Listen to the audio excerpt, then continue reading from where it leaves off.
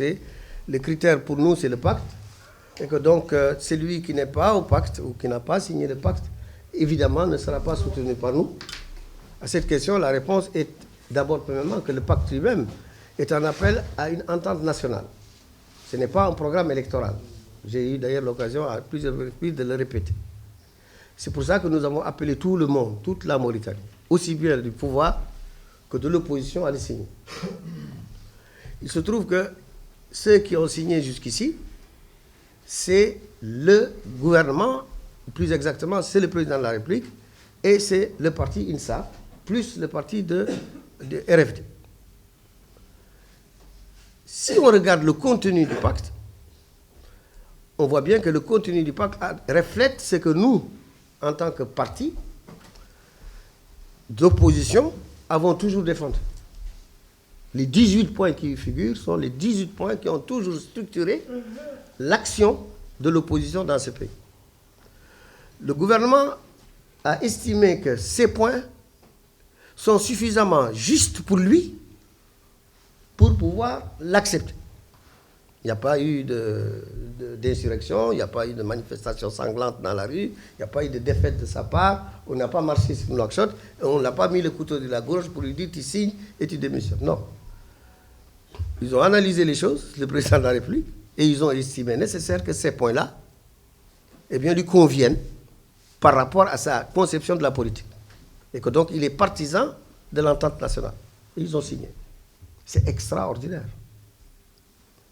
Donc, de ce point de vue-là, pour nous, il n'est pas question que quelqu'un qui refuse ce pacte, qui dise que ce pacte ne correspond pas à sa vision, quelqu'un qui dit que le pacte lui est étranger du point de vue de ce qu'il propose et du point de vue des mesures qui y sont préconisées, celui-là, on l'écarte. Ou plutôt, il s'écarte de lui-même. C'est lui-même qui s'écarte, en vérité, de toute possibilité d'avoir un accord électoral avec nous. Donc ça doit être très clair. Nous aimerions que l'ensemble de la classe politique se prononce par rapport aux questions que nous nous posons à travers notre pacte. C'est donc pour nous un thermomètre. Deuxièmement, est-ce que nous sommes prêts à discuter et même à aller ou à adhérer dans une démarche qui est celle suivie par certains partis aujourd'hui pour une candidature unique? Mais nous avons toujours été les plus fervents partisans de candidature unique dans notre pays. Toujours. D'ailleurs, l'UFP ne s'est jamais prononcé depuis que nous faisons des candidatures aux élections présidentielles en particulier, qu'après avoir recherché les candidatures uniques. Systématiquement. Au point d'ailleurs où certains même, en notre propre sein, nous disent qu'on dirait qu'on doit vous forcer à être candidat.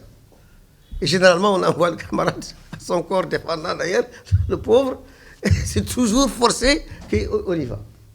Donc nous sommes partisans de cette candidature unique. Mais sur quelle base? Est-ce que c'est sur une base sectaire, exclusiviste, qui dès le départ nous envoie promener, nous disent, vous là, vous êtes des damnés de la terre, vous êtes exclus du jeu politique, vous êtes des vendus, vous êtes la cinquième colonne du régime, du gouvernement, etc., etc. Comment voulez-vous envisager une seule seconde faire quoi que ce soit avec ces gens qui vous traitent vous-même d'être un lépreux politique? Ça n'a pas de sens. Donc c'est aux autres qu'il faut poser la question de savoir, est-ce qu'ils sont prêts à aller avec l'UFP et son pacte? Est-ce qu'ils sont prêts à aller avec RFD avec son pacte? Nous, notre réponse est très claire. Notre pacte est clair. Nous sommes prêts à envisager tout accord avec celui qui est prêt à discuter avec nous dans le cadre du pacte.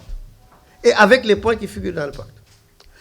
Alors, troisième élément. Est-ce que nous nous reconnaissons toujours comme étant de l'opposition? Évidemment, vous liez ça, cher ami, avec le pacte. Je vous ai répondu. Le pacte n'est pas une affaire de celui qui est à la majorité et à l'opposition, parce que c'est une entente nationale, parce que le problème des élections aujourd'hui en Mauritanie et le problème de la régularité ou le problème de la transparence, ça dépasse le cadre étroit d'un parti politique. Cela requiert une entente nationale. Le problème du passif humanitaire, ce n'est pas un problème de l'opposition, parce que c'est nécessairement avec le gouvernement que vous allez trouver un accord, parce que c'est le gouvernement qui va prendre les mesures pratiques pour résoudre le problème du passif humanitaire. Bien sûr, entre nous, au sein de l'opposition, on peut concocter tous les projets possibles et imaginables de règlement, mais ça ne donnera rien, parce que c'est le gouvernement qui va trancher. Et tant que nous ne sommes pas au pouvoir, c'est-à-dire que nous sommes en mesure, nous, en tant qu'opposition, de trancher comme la majorité du peuple nous l'a permis de le trancher, nous sommes bien obligés de tomber d'accord avec le gouvernement. La question des langues nationales, dont je sais qu'il vous préoccupe très haut point, et vous avez bien raison. Cette question d'officialisation de langue, vous ne pourrez pas le trancher en tant qu'opposition. Vous ne pourrez le trancher que si le gouvernement marche avec vous sur ça, si vous signez un accord avec lui. Sinon, évidemment, on peut toujours dire qu'on va avoir le système parfait en ce qui concerne cette question-là. Mais ça ne le sera pas. Donc, vous avez un certain nombre de questions par rapport auxquelles la question se pose en termes d'entente nationale. Si donc les gens nous rejettent ça, c'est parce qu'eux-mêmes ne sont plus dans une posture d'opposition. En vérité, ceux qui rejettent le pacte, au fond, sont des gens qui acceptent le système. Parce qu'ils acceptent le statu quo du système. C'est eux qui ne sont pas dans l'opposition sur le fond, en vérité. Ils sont sur la conservation du système tel qu'il a toujours existé depuis 30 ans, 40 ans. Mais c'est ça la vérité. C'est ça la folie politique en Mauritanie. C'est que ceux qui se présentent comme étant de l'opposition, au fond, ce sont des conservateurs du système. Parce qu'ils ne veulent pas que le système bouge. La preuve, c'est qu'ils peuvent vivre comme ça pendant 50 ans. Pendant que le peuple souffre et cherche des changements, mais y compris en faisant des accords avec ceux qui gouvernent, eux, ils sont dans leur coin, ils boivent leur café et leur thé, ils balancent des attaques, des missiles contre ceux qui sont en train de discuter, tout en conservant ce qui existe, parce que ça leur permet de continuer à boire leur thé tranquillement, parce que les choses ne changent pas. Et tant que les choses ne changent pas, ils ont une justification pour pouvoir continuer à apparaître comme étant de l'opposition. Ce n'est pas de l'opposition, c'est de la fumisterie politique. Et ça, c'est ça qui crée les problèmes dans ces pays depuis 50 ans qu'on fait de l'opposition. Nous ne nous inscrivons pas dans cette logique-là. Ceci étant dit, les notions que l'on a l'habitude d'utiliser, opposition majoritaire, ça a un sens très précis du point de vue des institutions. Et dans l'opposition, c'est lui qui n'est pas avec le gouvernement en place, qui n'est pas dans sa majorité issue d'une élection à laquelle ils ont participé, et au terme desquels ils se prononcent contre ceux qui sont au pouvoir. C'est notre cas jusqu'à aujourd'hui. D'ailleurs, nous avons été chassés carrément du Parlement.